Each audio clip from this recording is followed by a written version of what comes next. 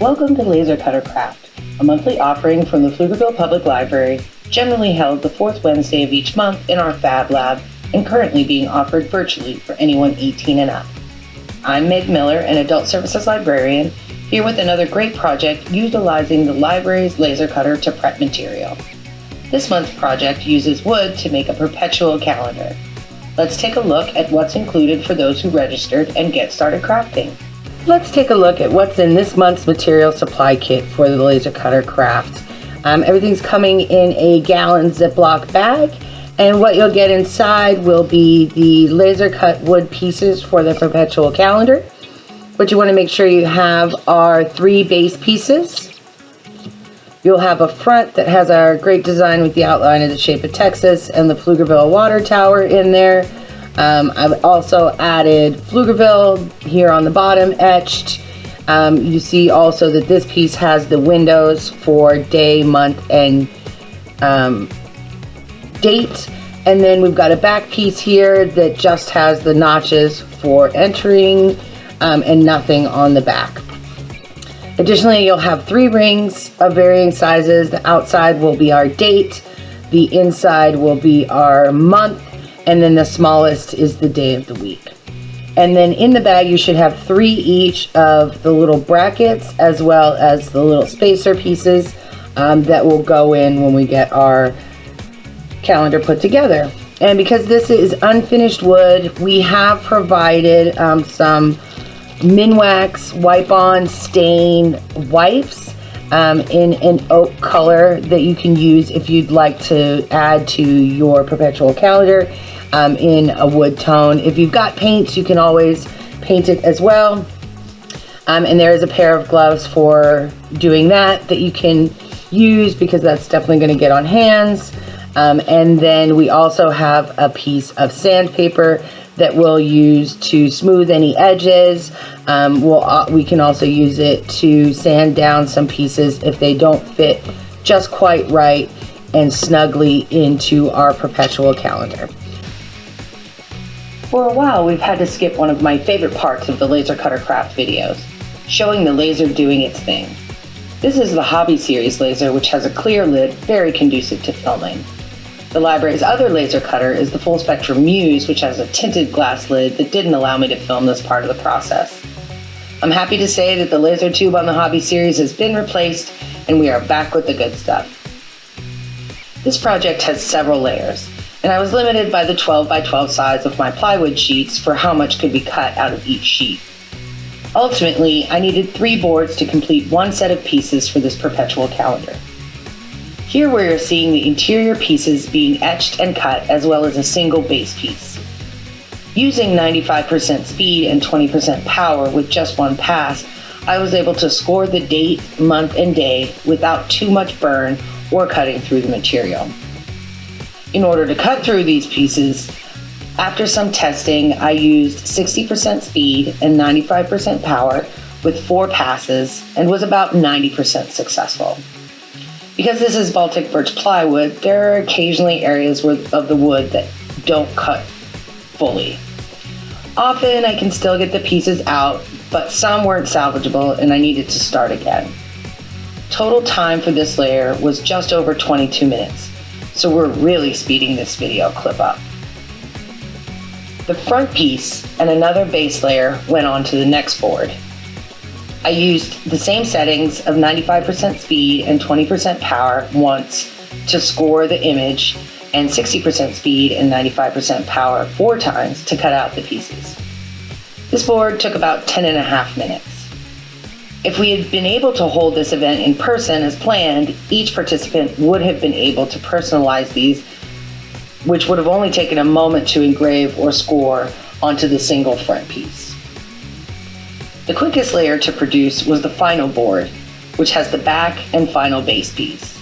Since it was just cutting at 60% speed and 95% power with 4 passes, the runtime of this layer was less than 9 minutes. So the first thing I'm going to want to do is make sure I've got my workspace kind of protected for when I sand, and then later when I use the stain wipe.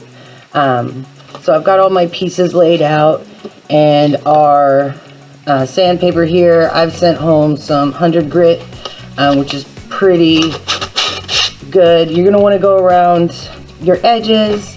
You may need to trim the piece down or fold it if you need to get into any of the pieces. You'll notice that on several pieces there are notches, and then like our little tabs here. You'll want to be a little careful around them so you make sure you're not pulling those off completely, but those are a little bit to help us once we put it all together.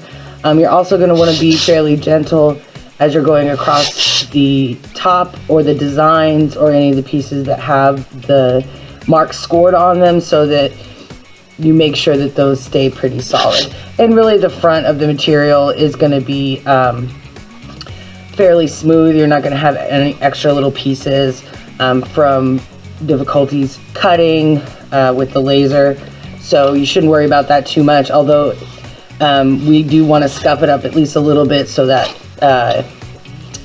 stain really does take to the material. So I'm just going to kind of lightly sand my pieces, kind of pre-sanded some of them, so that we don't have to hear that sound, lovely sound as it is, on the video. So my edges I've sanded down a little bit on every piece, and so my base pieces are going to be the piece I'll need last. And I just want to point out that you should have 3 different sizes of base pieces. You can put them all to one end and you'll see which is the tallest. At this stage it doesn't really matter which end you check on, just so that you know the first one you put on will be the smallest one. So for our staining, this is definitely something I would recommend doing before we put our pieces together. So I'm going to go ahead and put the gloves on and get the stain wipe out and stain some of the pieces. Now I don't really mind the look of the natural wood on the interior.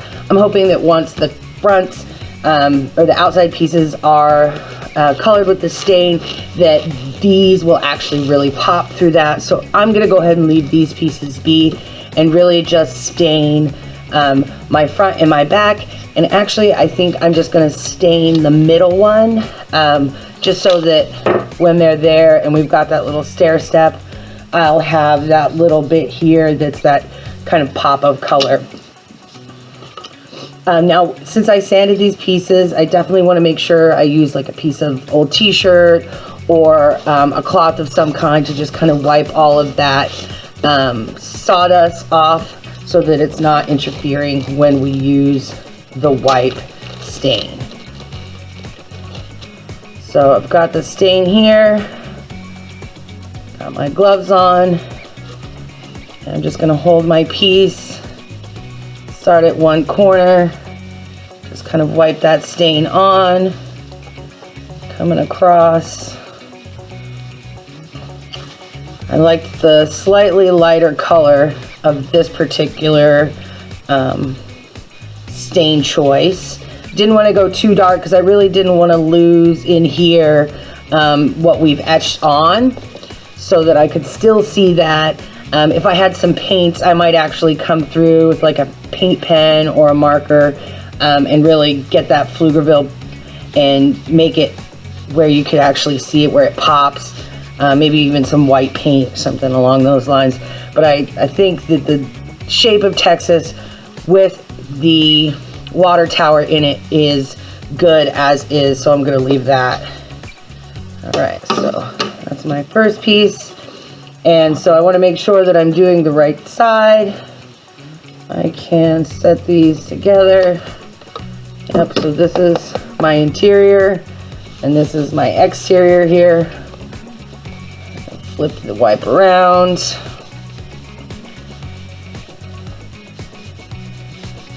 Really get in there. I just really like how, especially you can see it really easy on this one, how it's bringing out the grain on the top of the Baltic birch plywood. And on this one I'm just going up and down. Get a little in there with the... Now I'm getting a little closer to the same color. I can let it sit for a few moments to really soak in and then go over it again and that should darken the color if that's what I'm looking for. And as I said, I did want that pop of color. And this I really don't need to do the whole thing because the one end will be what shows. But just in case I have to flip it around, I'm gonna go ahead and do the whole of one side.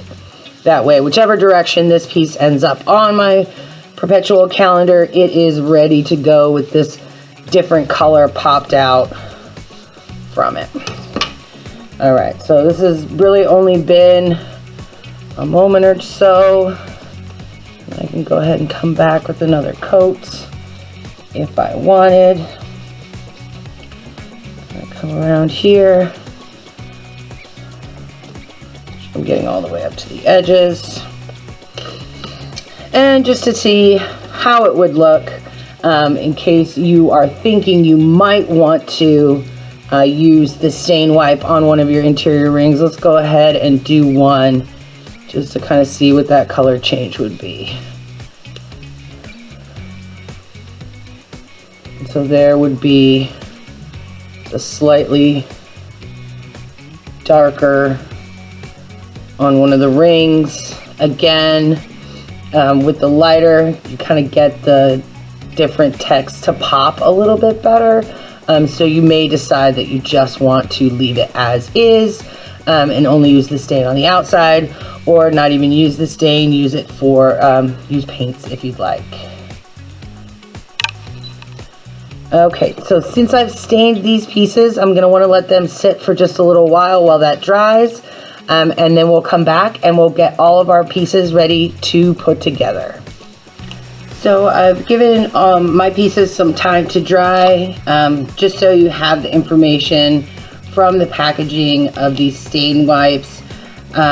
You want to wipe in the direction of the grain, working the color into the wood surface, and remove excess stain with a clean rag. Let dry for 1 hour. If you want a darker color and sheen, apply a second coat, wait overnight before subjecting the wood to normal use. So for purposes of this video, I didn't wait the full time, but it is pretty dry on there. So we're gonna go ahead and show the putting our calendars together. So I've got all my pieces laid out here, my base pieces, my center pieces. We can see here the one that I stained. I also went back and with a very thin fine line paint pen went in there and got those days and highlighted them in the color. I do have a unstained piece extra from a cut where some of the other pieces didn't cut out fully, so I'm going to switch back to that one for purposes of construction. So I'm going to start out with my back piece. I'm going to flip it over so it's the inside. Move my rings out of the way. I've got my brackets and spacers, and you have 3 different sizes of each, little stair steps, and so you can kind of see which ones match up to which. So I am going to, you have a couple options. So you can take the spacer and put it on there, matched up to each of the lines, and take your little bracket and go in there. I did find initially that it was a little easier to start with the little bracket, because this is where we may need our sandpaper again. So if my little bracket here seems to be just a bit too big, I'm going to come in with the sandpaper, and here where there's a little notch, I'm just going to get in there and sand off a little, come over to the other side and do the same, just a little. I don't want to sand off too much so that now my bracket piece gets in there flush to the base piece. So I'm going to go ahead and put all 3 of my brackets in here. Again, sanding down as I need to, just a little at a time, because I can't put back, but I can take off.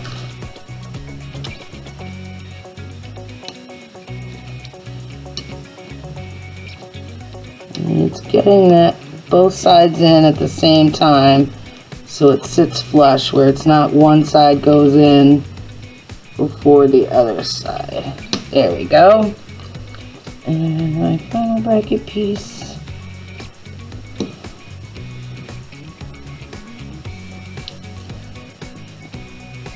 You can always try flipping to the other side to see if it fits in even before you sand down.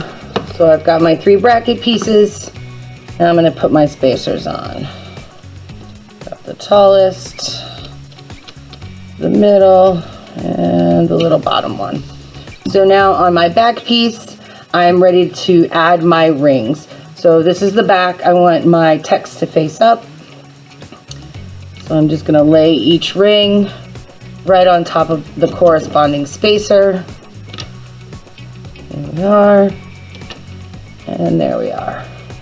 And now I've got my front piece and I need to match up each of these to the bracket that's on there. And this one is going to snap right in. You may again have to sand these edges to get it to snap in there. You'll know that your edges match up and you want to make sure that your wheels, that you're not too tight on there, that your wheels are actually going to be able to move across. So I'm just going to pull that through, make sure I've got some movement, and I don't need to just open that space up just a smidge so my largest ring turns a little bit easier. I'll put this on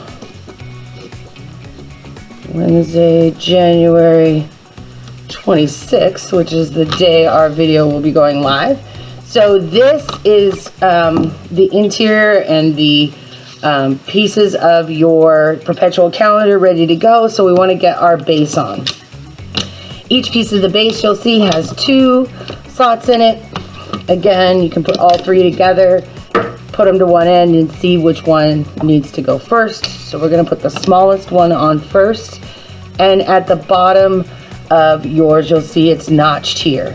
So we're going to slide these on. And I'm going to bring forward so that I'm all the way up to this very front notch, which should match it up all the way to that very back notch. So I'm just going to pull this guy forward until it slides right there at those 2 notches. So then now on the bottom, I've got another and then the base layer. So my next layer is going to slide on. I'm going to match the back here to the back of my piece. And at this stage, I can go ahead and do from the top. Seeing from inside that it's going to slide right in there.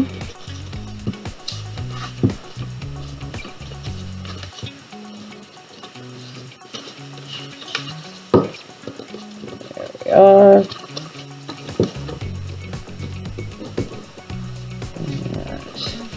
The back piece at the back side of your Perpetual calendar, those should meet up exactly.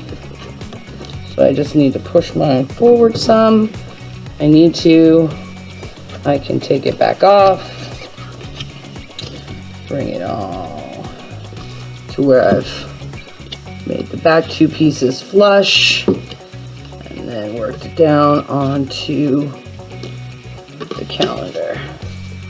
There we go, all the way. So my back pieces are flush. I've got that little stair step out on the front, and I've still got a little piece of the base sticking out. Now the front piece here got pushed in, so I need to make sure that my other 2 are moved up. All right. And then our final base piece, again sitting flush to the back. And those last two, the last layer of base of the bottom of our Perpetual calendar will stick out there and should slide into the two grooves on the bottom of this base panel. And then once you get all that situated, you will have your Perpetual calendar there with its base, ready to move each day to what the new day, month, and day is. And we hope that you enjoy this laser cutter craft and that you perhaps have registered for our laser cutter training if you are a library member here at Pflugerville Public Library, and that you get some ideas for projects of your own to work on.